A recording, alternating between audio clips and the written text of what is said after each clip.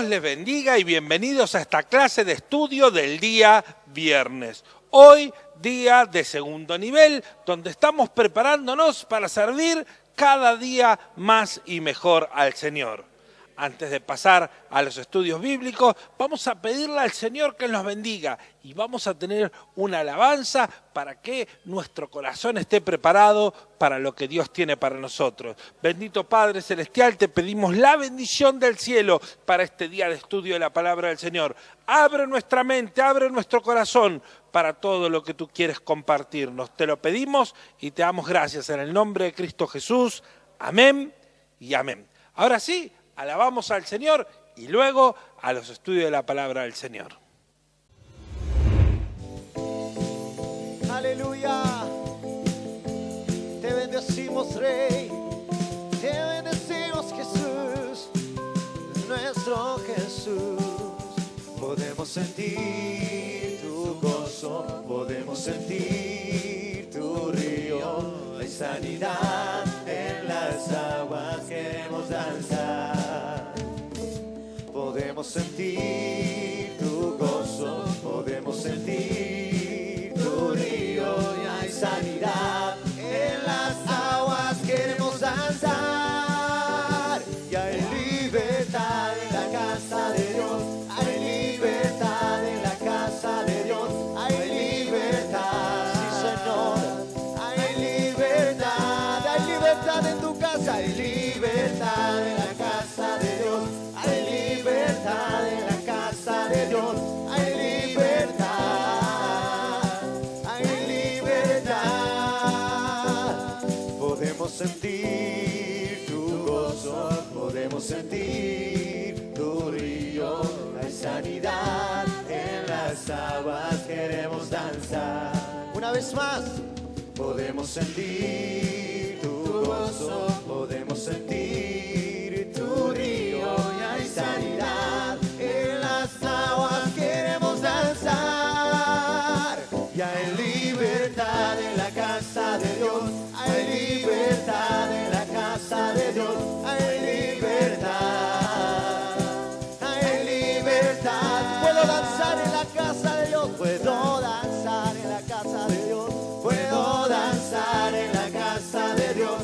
Puedo danzar y disfrutar que soy su hijo, que soy su hijo. Somos libres por su sangre.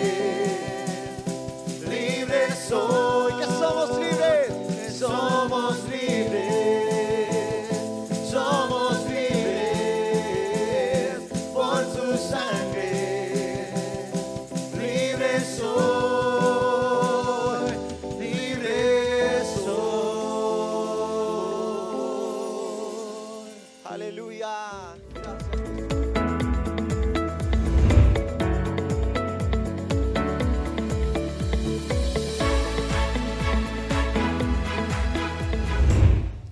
Luego de haber pasado este tiempo de alabanza, vamos al primer estudio de la palabra del Señor.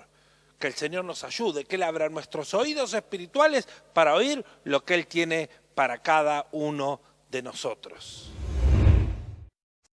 Seguimos en este estudio del Escucha Timoteo, la última materia que no la podemos terminar de segundo nivel, que es el trabajo en grupos. Voy a hacer lo más rápido posible para poder terminar con esto y poder empezar otros niveles y que ya se pueda tomar la evaluación de todos aquellos que han tomado el segundo nivel. Hablamos de que el grupo tiene un líder, porque sin líder no hay grupo, un ayudante y un anfitrión, alguien que abra su casa para la predicación del Evangelio. Pero todo esto tiene que ser hecho en una interrelación que tiene que tener una ética de convivencia. Y esta es la palabra que quiero puntualizar. Ética de convivencia. Todos sabemos que uno de los problemas más graves del ser humano es que no puede estar solo.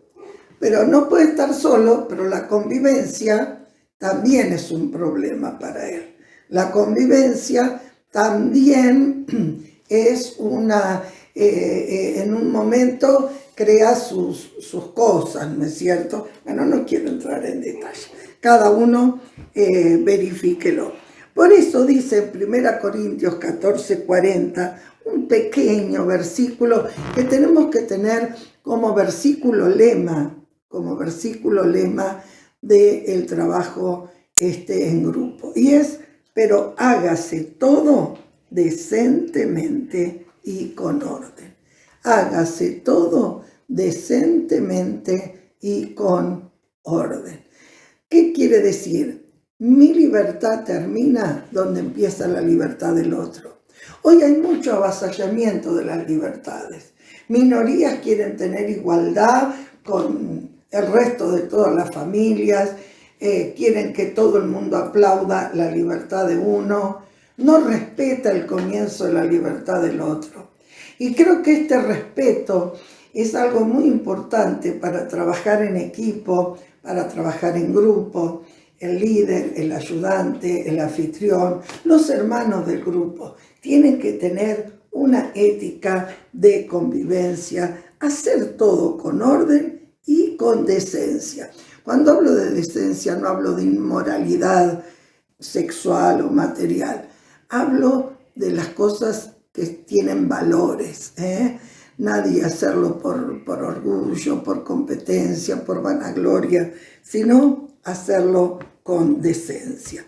En Romanos, capítulo 13, versículo 7, nos dice que tenemos que hacer, porque tenemos una deuda con cada uno, dice, el que respeto, el que honra. No debáis a nadie nada, sino el amaros unos a otros. ¿Qué quiere decir? Que para que haya una buena ética de convivencia en un grupo, tiene que predominar este espíritu, el espíritu de amor, el espíritu de honra. Otro pasaje dice, prefiriéndonos los unos a los otros. Es importantísimo el espíritu que podamos crear en un grupo. Es muy, muy importante. Que realmente Dios nos ayude a poder crear este ambiente dentro de nuestros grupos, ¿no es cierto? De ética, de convivencia, de orden. Un grupo no puede ser desordenado en ningún aspecto de ninguna clase. ¿Por qué? Porque nosotros tenemos que crear el ambiente del Salmo 133:1. Lo conocemos.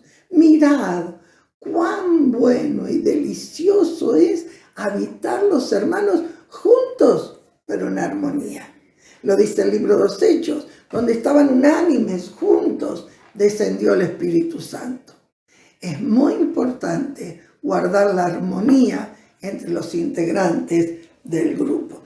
Para esto hay consejos, distintos consejos que da el manual. Usted puede leer allí, no permanecerse prudente, no mostrar cansancio. Bueno, esto léalo, está en la página 11 de nuestro manual. Léalo, cuáles son las pautas, no sea negativo, etc.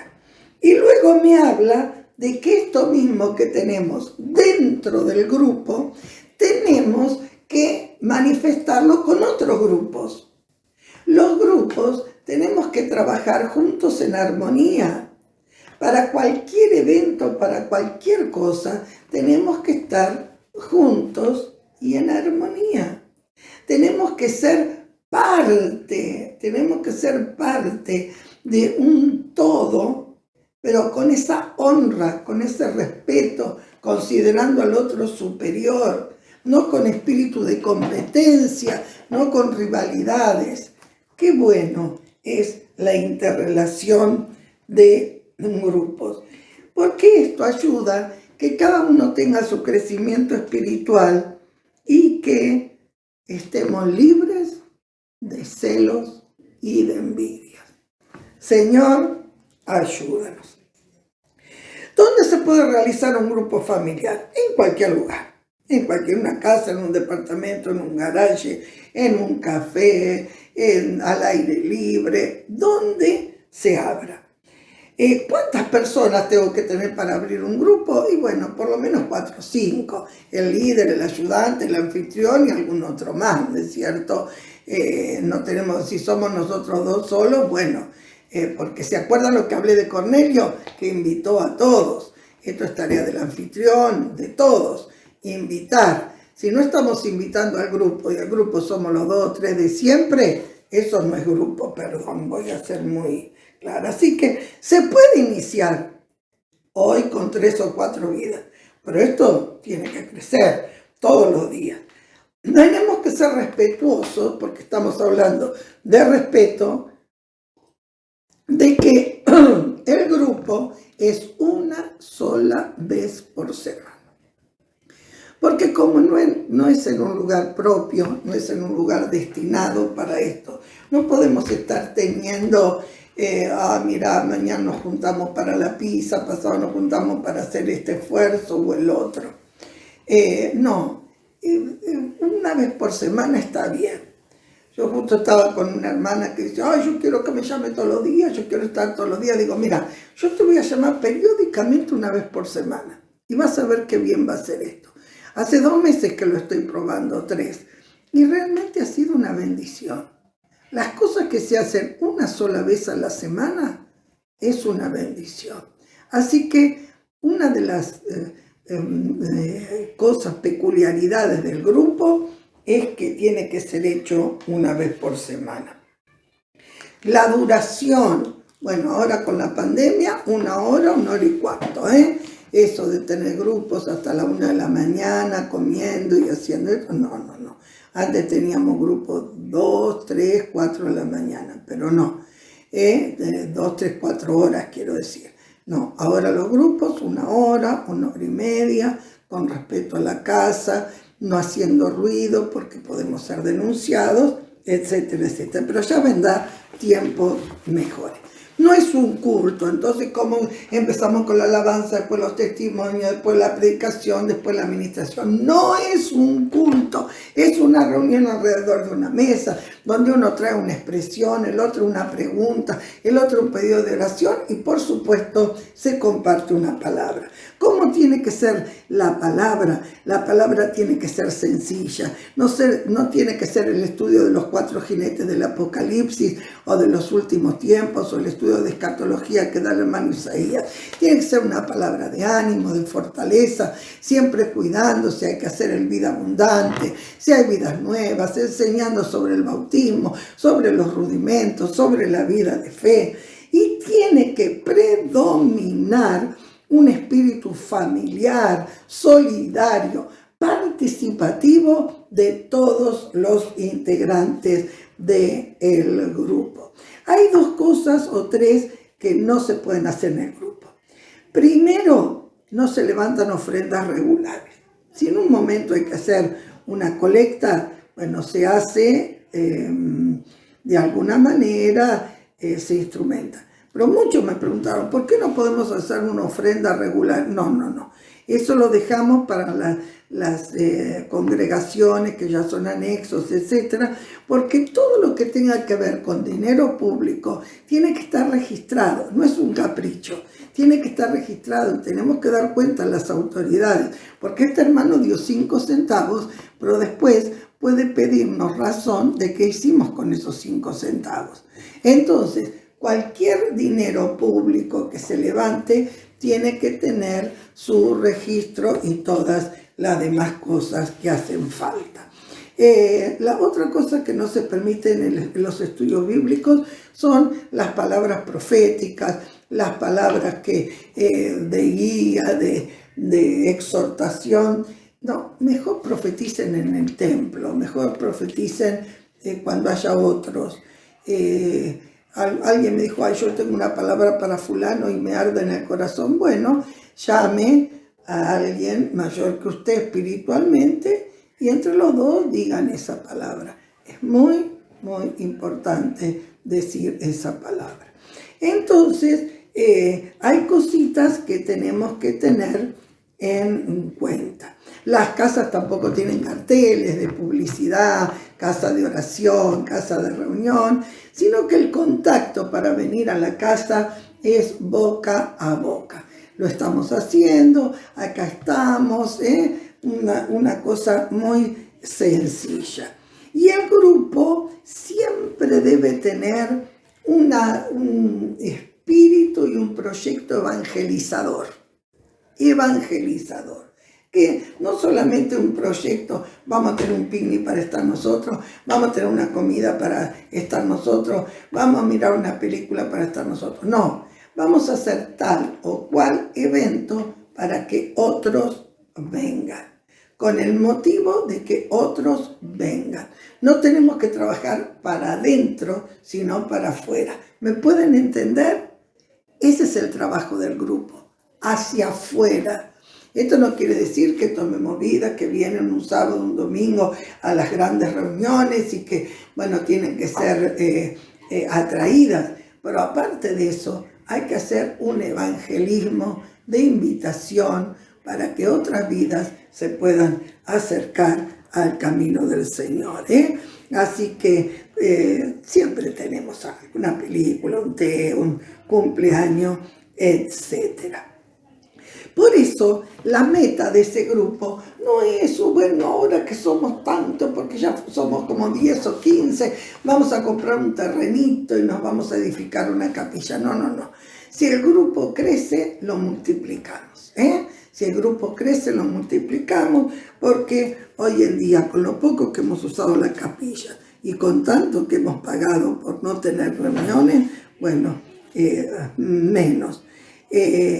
Y una de las cosas que tiene que tener como meta el grupo es que todas las personas del grupo tienen que estar integradas en la iglesia.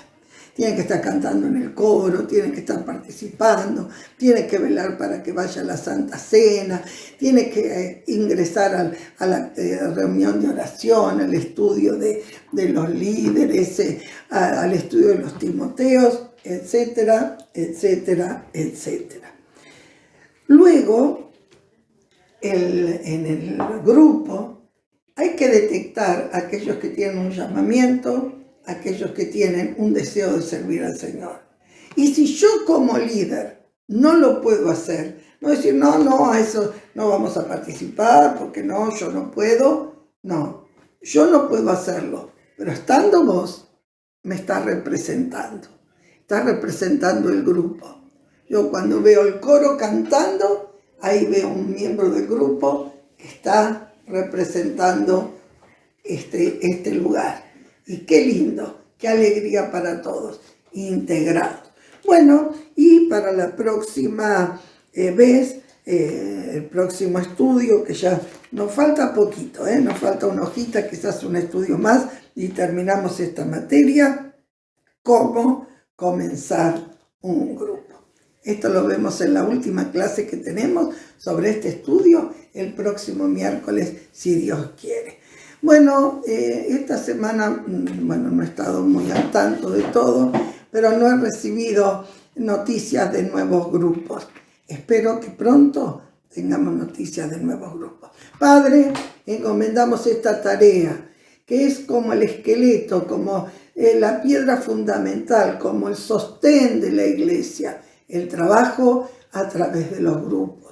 Y yo te pido, Padre Celestial, que tú nos ayudes, que tú nos bendigas, que tú nos fortalezcas. Oh Dios, que tú abras puertas, Señor, para que se puedan tener más grupos y se puedan multiplicar estos grupos. Señor, tú eres más que poderoso en el nombre de Jesús para hacer maravillas, Señor, maravillas. En tu santo y bendito nombre. Amén, amén y amén.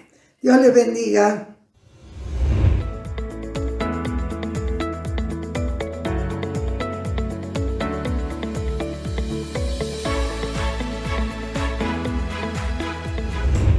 Decimos un gran amén a la palabra del Señor. Y ahora nos disponemos a darle al Señor Estos estudios no tienen costo, pero nosotros levantamos una ofrenda. Esta ofrenda de día miércoles y de día viernes no es una ofrenda para el ministerio, sino es una ofrenda misionera para los lugares en los que es necesario que esta ofrenda llegue. Así que con fidelidad y amor vamos a dar al Señor. Usted separa su ofrenda y después se comunica con nosotros a través de las redes sociales, ahí donde dio el presente, o a través del chat.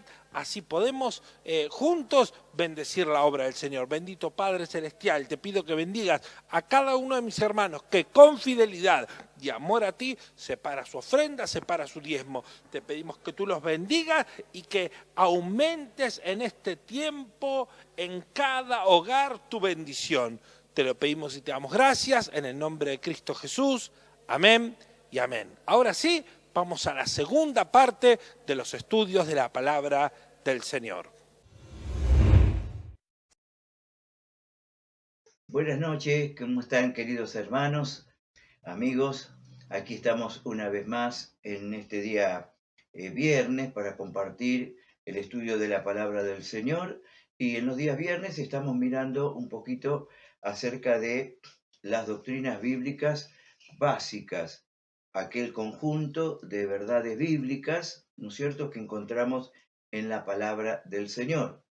Ese conjunto de verdades bíblicas son el fundamento de nuestra fe. Es aquello en lo cual creemos, lo que creemos los cristianos, y que tenemos ese fundamento en la palabra del Señor. Siempre decimos que no somos crédulos. Una persona crédula es decir, alguien que cree, pero que cree cualquier cosa, o le da lo mismo creer en cualquier cosa. Y pensar que lo importante es creer en algo, ¿no es cierto? Es creer en algo, y eso no es suficiente, porque el creer en cualquier cosa no nos da las respuestas, no nos da respuestas a nuestros problemas, necesidades, a nuestros interrogantes, no. Entonces, nosotros somos creyentes, pero somos creyentes en Dios, en el Dios que hizo los cielos y la tierra, en el Dios que envió a Jesucristo. Somos creyentes de la palabra revelada, las sagradas escrituras, es decir, creemos en las enseñanzas, en la revelación de Dios. Eso es el fundamento de nuestra fe, nuestra fe no está en el aire. Por eso decimos nuestra fe es una fe revelada, y esa revelación está en la palabra de Dios. Todo lo que tenemos que saber acerca de distintos temas, como por ejemplo la doctrina de Dios, ¿quién es Dios? ¿Cómo es Dios? ¿Qué hace Dios? Bueno, lo vamos conociendo por lo que Él mismo nos reveló a través de la palabra. Las sagradas escrituras, ¿qué son las escrituras? ¿Cuántos son? ¿Qué es ser inspirada? ¿Es confiable? ¿Se cumple? ¿Por qué podemos confiar en las sagradas escrituras? Bueno, entonces todas esas respuestas las tenemos en la Biblia misma. ¿Qué es lo que ella hace? Muchas veces la palabra se nos muestra a través de ejemplos o símbolos, como por ejemplo la semilla, la espada, el pan, la miel, bueno, distintos, ¿no es cierto? Como que a través de esos símbolos nos muestran lo que la palabra de Dios hace, como un espejo y demás. Es decir, todas aquellas cosas de las cuales necesitamos saber y tener respuesta están en la palabra. ¿Quién es Jesucristo? ¿Jesús es Dios? Bueno, y así vamos mirando en la palabra del Señor que a través de las doctrinas podemos ir teniendo la respuesta a todos esos interrogantes y todas esas inquietudes. Hemos estado mirando algunas de las definiciones que la vamos a recordar ahora y que tienen que ver con doctrina. ¿Se acuerdan que doctrina es enseñanza, verdad, instrucción? La palabra sola, doctrina. Luego tenemos la doctrina cristiana. ¿Qué es la doctrina cristiana? Es el conjunto de verdades bíblicas ordenadas en forma sistemática. Eso dijimos porque la doctrina, todos sus puntos, los distintos puntos de una verdad, de un tema, de una doctrina, están desparramadas, podemos decirlo así, en toda la Biblia. Y hay que ir seleccionando, ordenando y clasificando, y de esa manera poder formar ¿no es cierto?, un esquema completo, digamos, acerca de lo que esa doctrina es. Esa es la doctrina. Y luego tenemos la sana doctrina.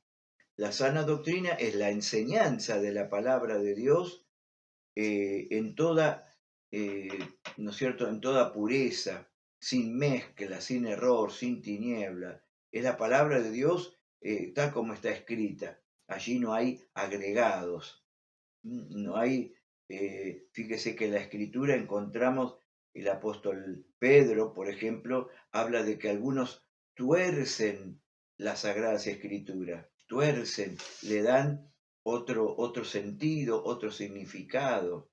¿eh? Bueno, es decir, no hay que agregarle. Usted se acuerda que en la palabra también nos muestra y nos dice, cuidado con aquel que quita algo de la palabra o que agrega algo de la palabra. No, a la palabra no hay que agregarle nada ni hay que restarle nada. Ella es todopoderosa, toda suficiente para que nosotros le quitemos o le agreguemos algo. Es más que suficiente la verdad de Dios para nuestras vidas. Así que siempre decimos, hermano, y quisiera ir mirando, ¿no?, en esta noche este punto. La Iglesia enseña porque es parte de la gran comisión. ¿Por qué enseñamos doctrina?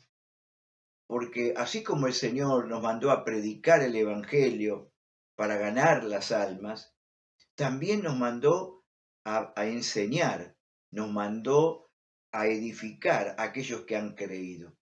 Y eso lo podemos ver, por ejemplo, usted fíjese que en Marcos 16:15 tenemos el mandato de ir a predicar. Vayan y prediquen el Evangelio. Predicar es anunciar a Cristo, es proclamarlo, podríamos decir, es hacer evangelismo, es hablar acerca de Cristo a aquel que nunca oyó o nunca tomó una decisión. Vayan y prediquen, hablen de Cristo. Eso es por un lado. Y a veces pensamos que eso es toda la gran comisión, ir a predicar el Evangelio. Sí, eso es parte, pero no es todo. Porque en Mateo 28:19 nos dice, por tanto, id y haced discípulos a todas las naciones, bautizándolos en nombre del Padre, del Hijo y del Espíritu Santo, enseñándoles que guarden todas las cosas que yo os he mandado. ¿Ve? Ahí tenemos la otra parte de la gran comisión, que es, ¿no es cierto?, el ir y enseñar, hacer discípulos, enseñándoles todo lo que el Señor nos mandó. Esa es la otra etapa. Primero está el ir y predicar, y luego está la otra parte de enseñar y adoctrinar.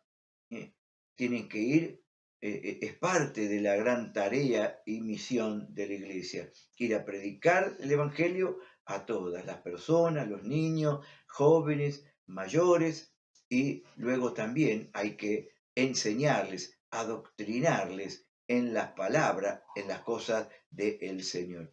Un ejemplo lo tenemos, por ejemplo, ahí en el libro de los Hechos, los primeros capítulos, cuando la Iglesia estaba comenzando allí a hacer esa obra, esa tarea, la tenemos en Hechos capítulo 2, 38, por ejemplo, cuando Pedro da su primer discurso, su primer mensaje, y fue de tal manera que el Espíritu Santo tocó los corazones de aquellos que oían, y ellos se sintieron compungidos en su corazón y dijeron, varones hermanos, ¿qué haremos? Y Pedro allí los confrontó con la palabra y les dijo, arrepentíos y bautícese cada uno de vosotros para perdón de los pecados y recibiréis el don del Espíritu Santo. Y qué hermoso es ver que de pronto, dice, más de 3.000 almas se convirtieron al Señor aquel día, se agregaron a la iglesia. Pero lo interesante, entonces, ahí tenemos el evangelismo. Se predicó la palabra, el Espíritu trajo convicción, ahí Pedro les dijo lo que tenían que hacer, arrepentirse, bautizarse. Ellos se añadieron a la iglesia, los que habían recibido la palabra, pero luego ya en el Hechos 2, 42, dice que todos, ¿no es cierto?, aquellos que habían creído, dice, y perseveraban en la doctrina de los apóstoles, en el partimiento del pan, en la comunión, en las oraciones, pero ahí está, que estas personas que se habían convertido, que se habían bautizado, ahora perseveraban en la enseñanza, se los estaba enseñando, instruyendo acerca de las cosas, el camino del Señor. Y es un poco la tarea que hacemos, ya sea en las escuelas dominicales, ¿eh? Y bueno, siempre se le dice, ¿no es cierto?, a los maestros, están las enseñanzas o las clases de evangelismo, las clases bíblicas al aire libre, o cuando van a las plazas o a los distintos lugares, hacer evangelismo, hablar de Jesús para que tomen una decisión. Pero luego ya los que ya conocen, los que ya han aceptado a Jesús, tienen que recibir lecciones de edificación y que empiecen a aprender cómo, qué es orar, quién es Jesús, por qué hay que ir a la iglesia, quién es el Espíritu Santo, qué es la Biblia. Bueno, las distintas enseñanzas y doctrinas. Y lo mismo tenemos que hacer con los grandes, con las personas mayores. Así que ahí tenemos este ejemplo y esta necesidad. Evangelismo, pero también adoctrinamiento. Y de esto, por eso decíamos, cuanto más los líderes, cuanto más los obreros tienen que aprender las verdades, conocer las doctrinas fundamentales. Esas doctrinas que nos van a ayudar. Hay tres cosas, y con esto terminamos. La importancia de esas, de la doctrina, la vemos en 3 puntos, ¿no es cierto? Una, que la enseñanza doctrinal responde, por un lado, a los grandes interrogantes de la vida. El tener el conocimiento doctrinal nos va a ayudar a responder las propias o las de las personas. ¿Quién es Dios? ¿Cómo es Dios? ¿De dónde vengo? ¿A dónde voy? ¿Qué es la vida? ¿Qué es la muerte? ¿Hay un cielo? Bueno, todas esas respuestas, todas esas inquietudes que tiene el ser humano son respondidas o podemos hallar su respuesta en el conocimiento doctrinal. Segundo, sabemos que es importante para la vida del creyente afirmar su vida y su corazón en las verdades bíblicas. Como decimos siempre, una vida que tiene raíces en la palabra no va a ser fácil removerlo, porque tiene raíces. ¿Se acuerdan la parábola del sembrador? Dice, bueno, y porque no tenía raíces suficientes, se secó. Bueno, cuando un cristiano está bien adoctrinado, quiere decir que tiene buenas raíces en la palabra. Y no es fácil moverlo, sacarlo, o meterle otras ideas, otras doctrinas erróneas. Entonces es necesario para el crecimiento, la fortaleza y el desarrollo espiritual tener buenos cimientos, tener buenas raíces, tener buen adoctrinamiento. Y tercero, ¿no es cierto?, la importancia de la doctrina la podemos ver que ella nos protege y nos guarda, nos libra del error. Conocer la palabra, conocer las doctrinas, nos ayuda a que podamos discernir, ¿no es cierto? Siempre ponemos el ejemplo hoy con los famosos billetes falsos, ¿no? Y bueno, sabemos que siempre están circulando billetes falsos, ¿no? Y a veces preguntamos, ¿usted puede discernir? ¿Usted puede darse cuenta cuál es un billete falso? ¿Y cómo sabe cuando un billete es falso? ¿Cómo reconoce? Bueno, porque conoce las características quizás del original, del que es bueno, primero hay que conocer lo correcto para poder darnos cuenta aquello que no lo es. Y lo mismo nos pasa con las verdades bíblicas. Hay que conocer la palabra, hay que conocer lo que Dios dice en la palabra sobre determinados temas o asuntos. Cosa de que si escucho a alguien por la radio, por televisión, ¿no es cierto?, hoy que está todo a la mano, internet, o alguna cosa que yo escucho o leo algún libro sobre algún tema, me voy a dar cuenta, ¿no es cierto?, como usted puede ver ahí en Hechos 17, cuando dice que los creyentes de Tesalónica eran más nobles que los de Berea, porque ellos dicen que escudriñaban en las Escrituras para ver si esas cosas eran así. Nosotros también tenemos que hacer lo mismo, ser vidas que oyen, escuchan, pero que van a corroborar en la palabra, a ver si lo que está diciendo el hermano Víctor es de acuerdo con las Escrituras, o lo que dice aquel famoso predicador, o lo que dice este libro.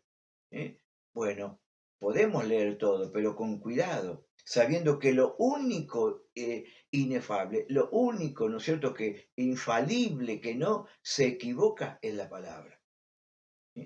Todo es la palabra, no importa quién sea. Siempre está el margen o la posibilidad de algún error, involuntario o no, ¿no es cierto? Pero lo podemos corroborar con la palabra y el conocimiento que nosotros podemos tener de la palabra del Señor. Así que ese sería el tercer punto. Decir, el conocimiento doctrinal nos ayuda y nos protege del error. Bien, así de este modo llegamos por hoy al final de este estudio. Luego vamos a continuar con más enseñanza acerca de las doctrinas. Que Dios les bendiga.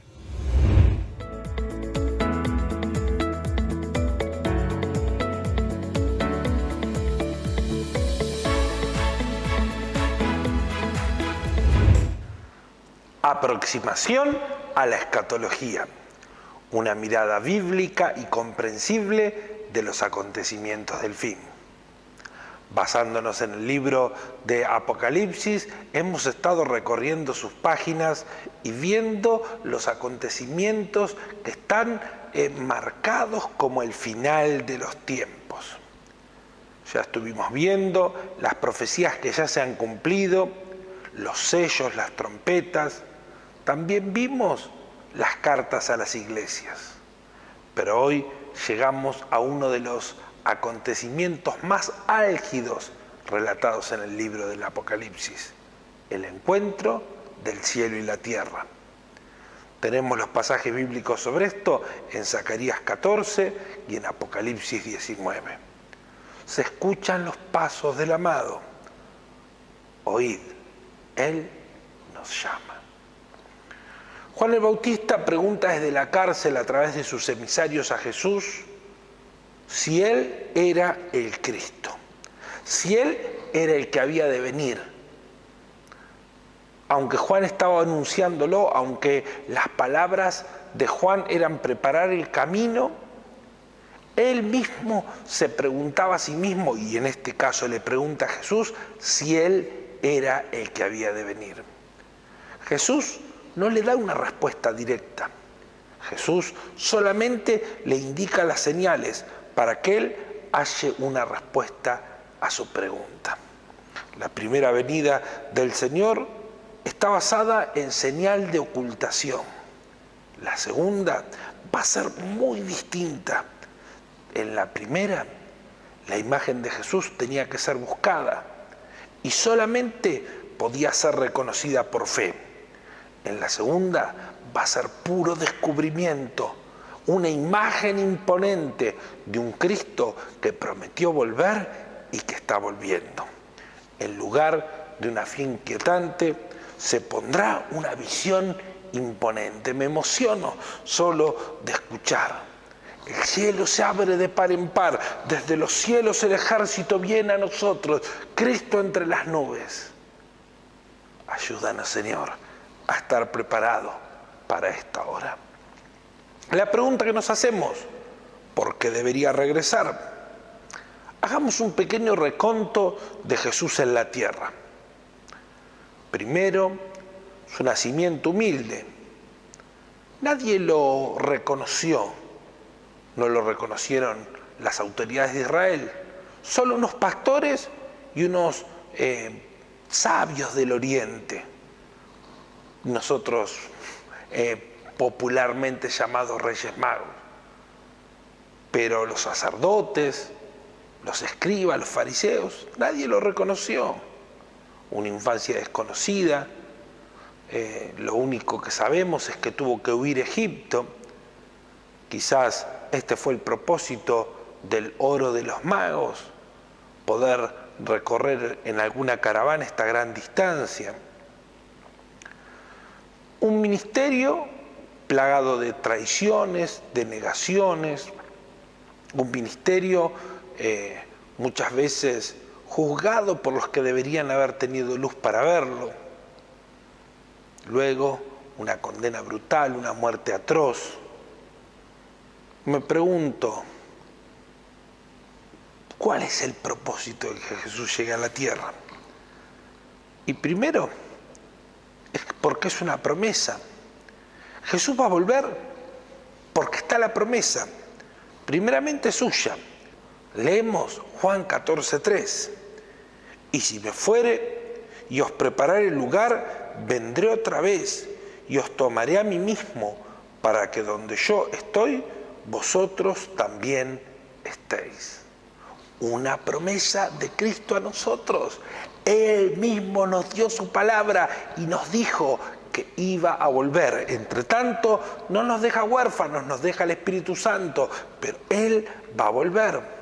También está la promesa de los ángeles, narrada en el libro de Hechos, en el capítulo 1, verso 10 y verso 11.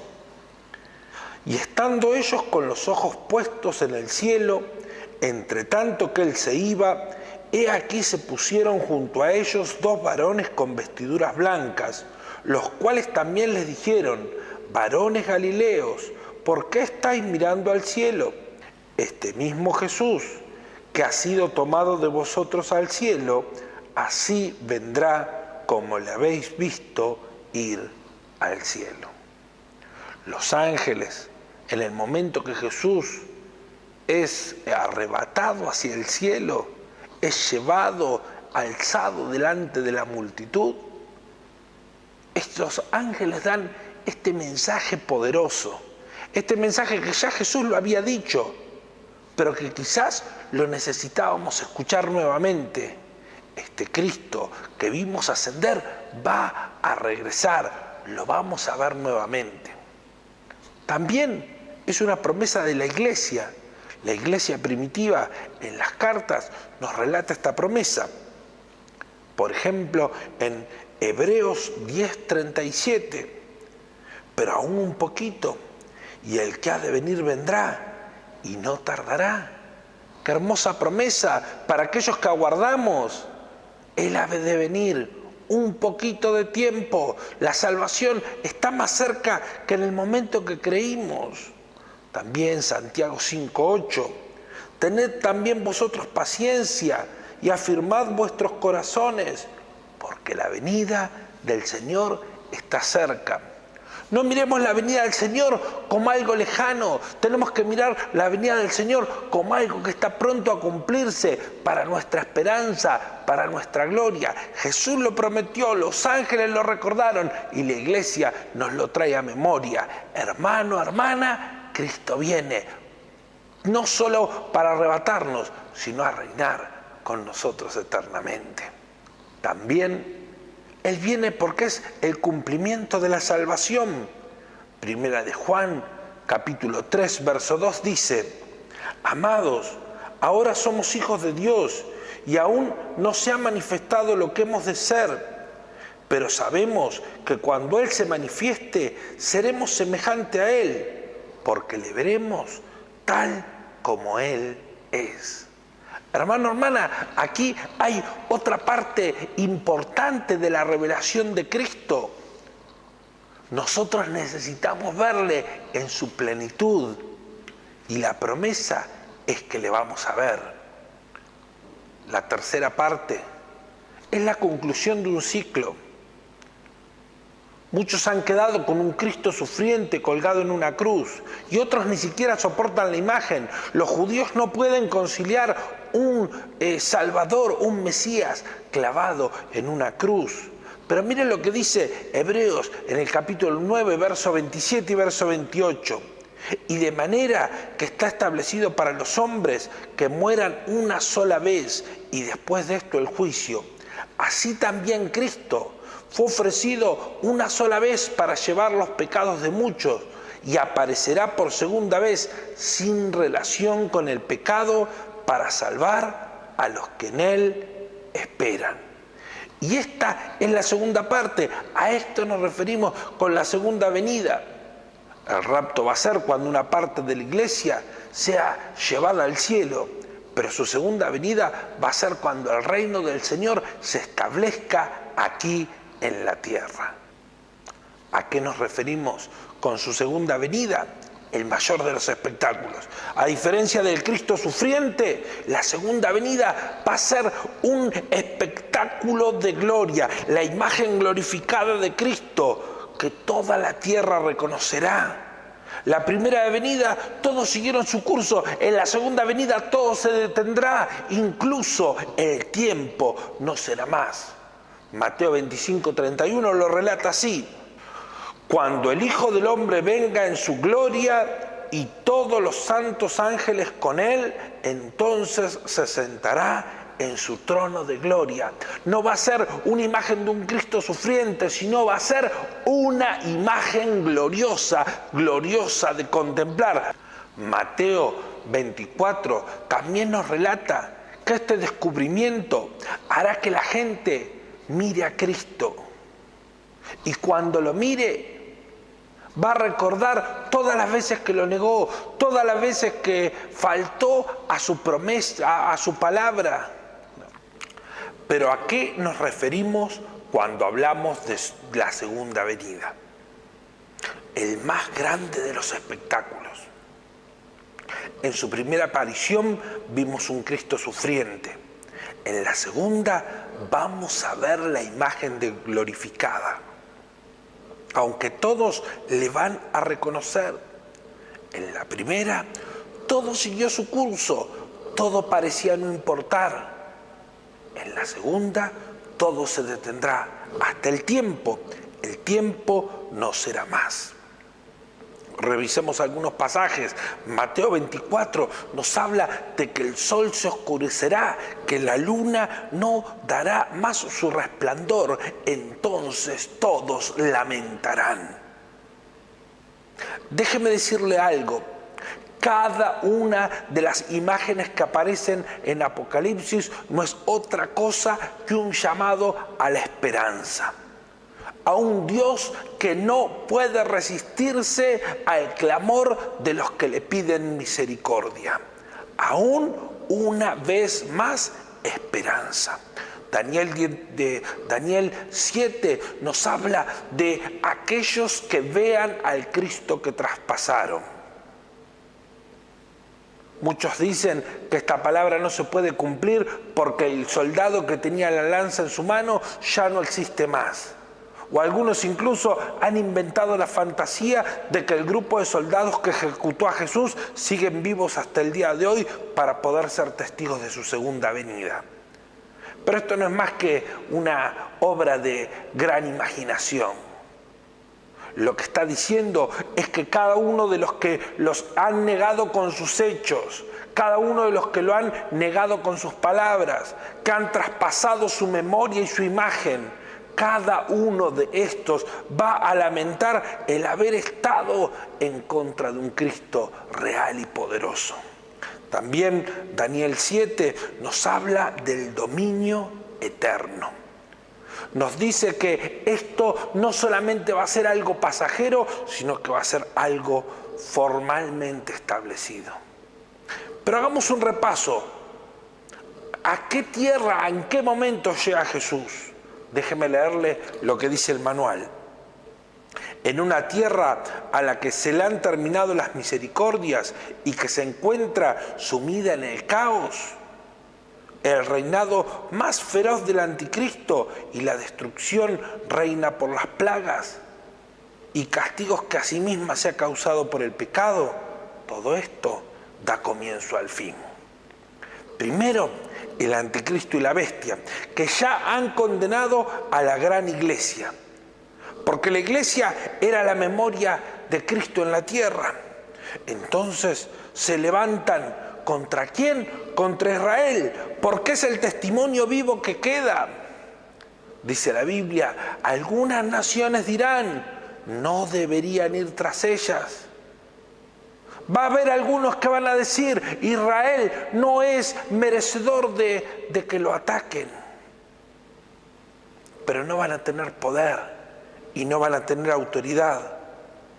Y van a venir y se van a levantar contra ella. ¿Cómo? Con un ejército desproporcionado.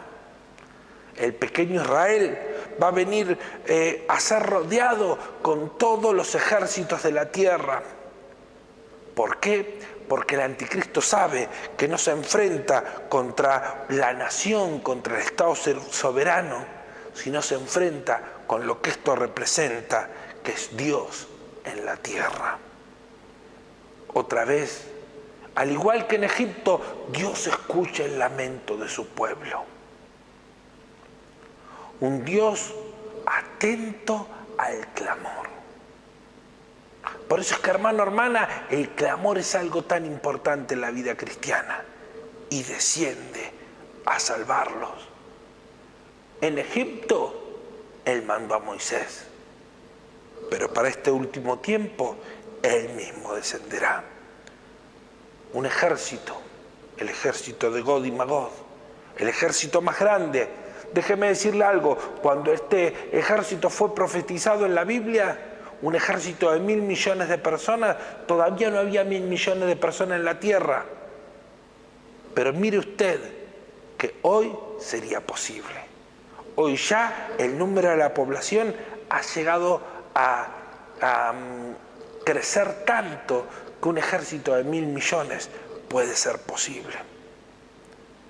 Un Dios que no soporta más las malas actitudes del hombre y que de repente pone juicio y termina el sufrimiento de su pueblo. Un pie en el monte de los olivos, este se parte en dos, fluyen aguas.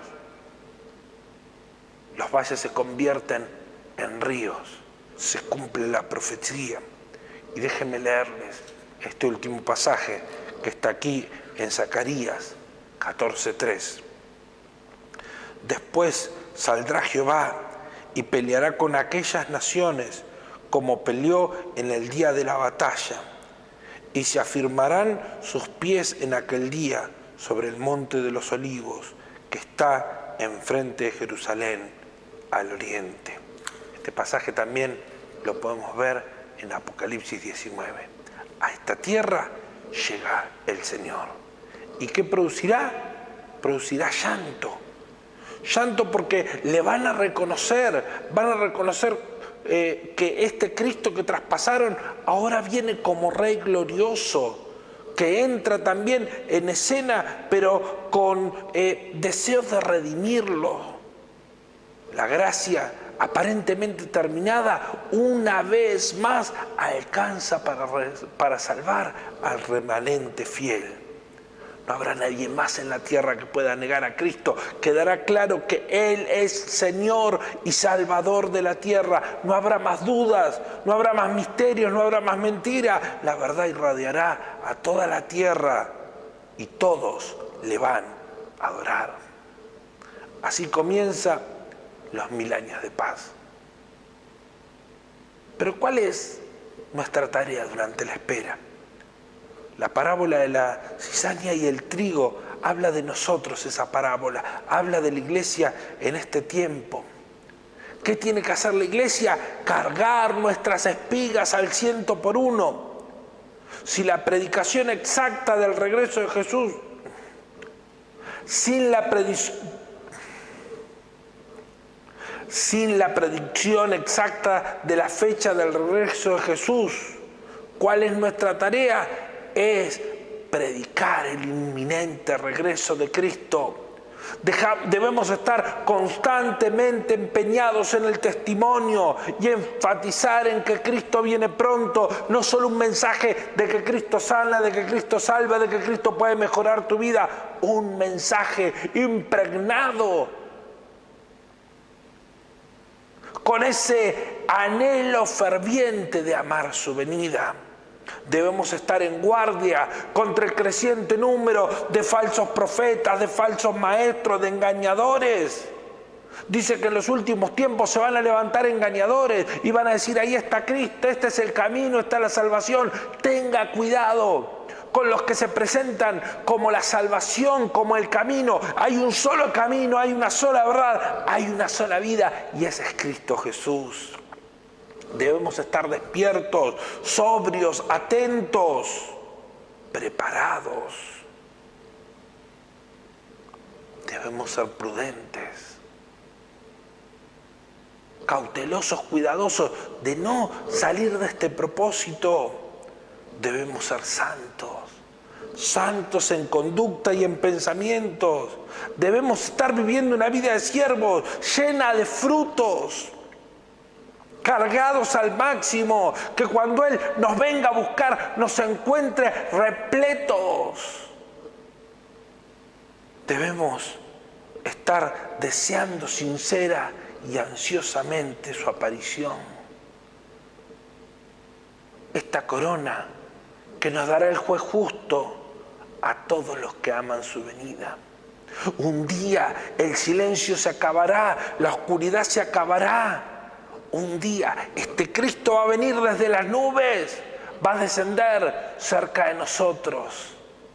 Ayúdanos, Señor, a que como iglesia estemos preparados esperando tu venida. En la próxima clase vamos a hacer un repaso por varias alegorías que nos relata luego Apocalipsis. Pero hoy quiero dejarlos con este mensaje. El mensaje de Juan el Bautista: el reino de los cielos se ha acercado. Escuchen los pasos, estén atentos a la voz. Cristo viene pronto por su iglesia. Cristo viene pronto por vos y por mí. Ojalá estemos preparados. Hasta aquí la clase de hoy. Solo quiero decirte que Dios te bendiga.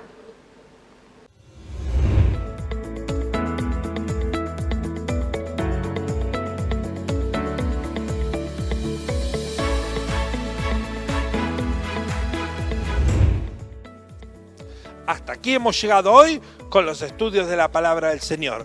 Nos vamos a despedir, no sin antes recordarles que mañana sábado y el domingo tenemos reuniones presenciales en nuestro centro evangelístico. Vamos a prepararnos para recibir lo del cielo para nosotros. Puede hacerlo de manera presencial y si no también a través de nuestro canal de YouTube o en La Voz Amiga.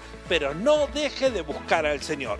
Oramos al Señor. Bendito Padre Celestial, gracias por este tiempo de estudio de la Palabra del Señor. Te pedimos que nos bendigas, que nos llenes y que hagas en nosotros tu obra maravillosa. Te alabamos y te bendecimos en el nombre de Cristo Jesús. Amén y amén. Hermano, mi hermana, que el Señor le bendiga.